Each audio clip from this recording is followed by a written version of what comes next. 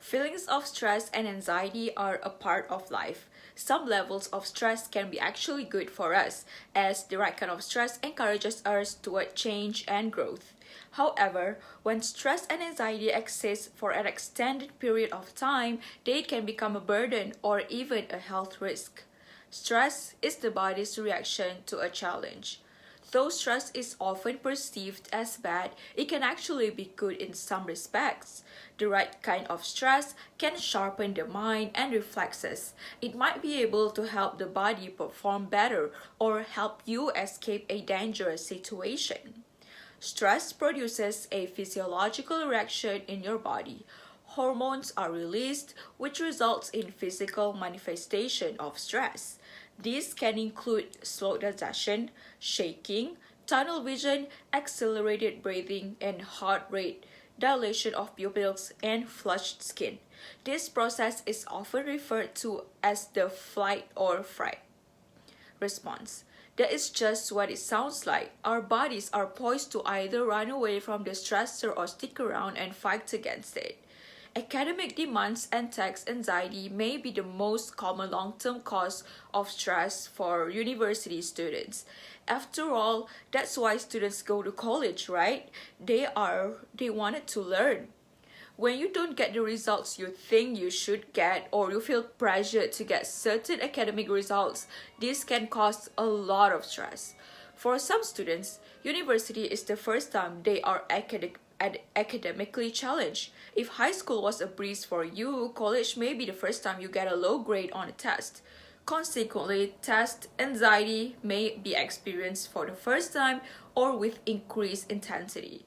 Test anxiety is anxiety that usually comes before or during the taking of the test. The symptoms can be physical and mental and usually inhibit your ability to perform as well as you otherwise could. As a third semester of student in UiTM Puncak Alam, I have been really wanting to talk about this topic as I think it is just not worth it to stress over an assignment. There is more to life than constantly worrying about a piece of paper. Just as much as other students, I do sometimes feel pressured and stressed to keep up with grades, to keep up with assignments, but I believe there are ways we can overcome these difficulties. Don't blame on others, don't blame on your lecturer, don't blame on your family. We have to find a way on how to take care of ourselves. Recently, we heard two students of UiTM have passed away due to ruptured for blood vessels. Both of their families said that they did not have any underlying conditions and they complained of severe headaches due to stress from studying. According to Utusan Malaysia, the first case involved 22-year-old Nurul Natasha Ezrin, who passed away on Friday 9 July at 2:50 p.m. She was a UiTM Merbok student pursuing a diploma in office management and technology and was receiving treatment at the Sultan Abdul Halim Hospital in Kedah. Meanwhile, Bernama reported that on Saturday, 10 July, 21-year-old Muhammad Adham Hazim, who was pursuing a diploma in civil engineering at the Faculty of Civil Engineering, UiTM Pahang, was confirmed dead at 10:52 p.m. It is honestly such a sad news for all of us to hear, but we can do something to overcome. Research found that the more frequently people meditate, the higher levels of mindfulness, self-compassion, and happiness. Meditation is one of the best way I would suggest for my peers to reduce stress and wellness. When we meditate, we inject far-reaching and long-lasting benefits into our lives. We lower our stress levels, we get to know our pain, we connect better, we improve our focus, and we're kinder to ourselves. Let me walk you through the basics of New Mindful Guide on how to meditate later. Meditation refers to a state where your body and mind are consciously relaxed and focused. Practitioners of this meditation report increased awareness, focus, and concentration, as well as more positive outlook in life. Meditation is most commonly associated with monks, mystics, or other spiritual disciplines. However, you don't have to be a monk or mystic to enjoy its benefits, and you don't even have to be in a special place to practice it. You could even try it in your own bedroom. Although there are many different approaches to a meditation, the fundamental principles remain the same. The most important among these principles is that of removing obstructive, negative, and wandering thoughts and fantasies and calming the mind with a deep sense of focus.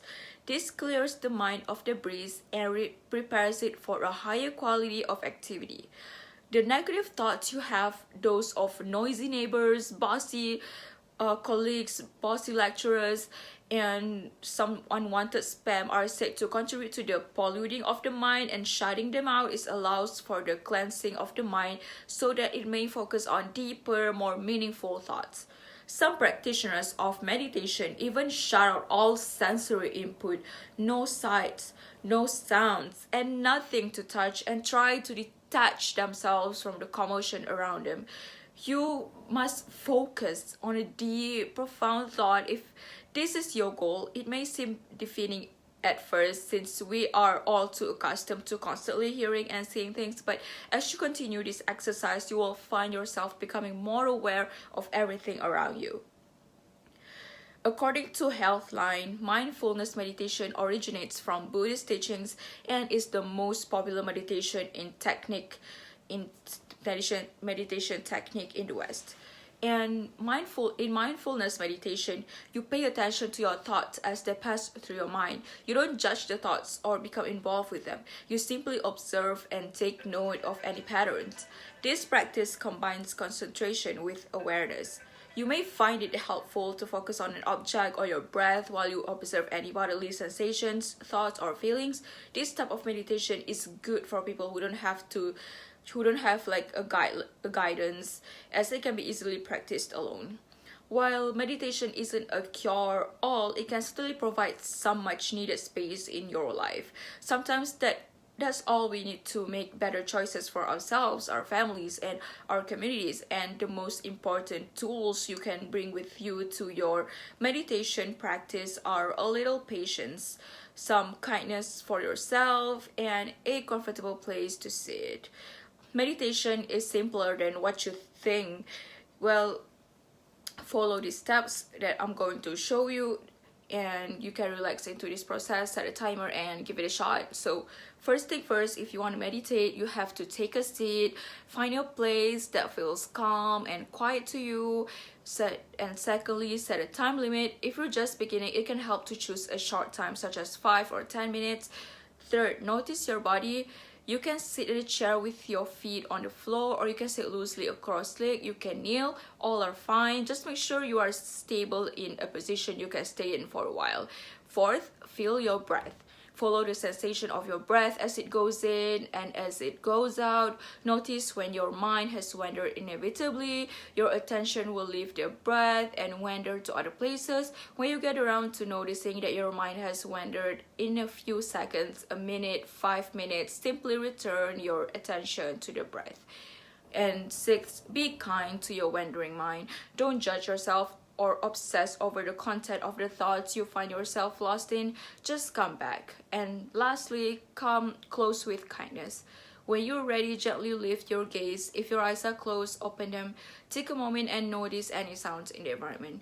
Notice how your body feels right now. Notice your thoughts and emotions. If you find the meditating positions you see on television threatening, those with impossibly art-backed and painful-looking contortions, you need not to worry. The principle here is to be in a comfortable position conducive to concentration. This may be while sitting cross-legged, standing, lying down, and even walking. If the position allows you to relax and focus, then that would be a good starting point. While sitting or standing, the back should be straight but not tense or tight. In other positions, the only no-no is slouching and falling asleep. Loose, comfortable clothes help a lot in the process, since tight clothes have a tendency to choke you up and make you feel tense. So this is how you can meditate. And lastly, I just want you to practice meditation, practice to relax a little bit, because it is just not worth it to be stressed out over an assignment. You are more than just an assignment, and you are more than just a grade. So relax, and don't stress yourself, and always take care of yourselves, especially during this pandemic. That's all from me. Thank you.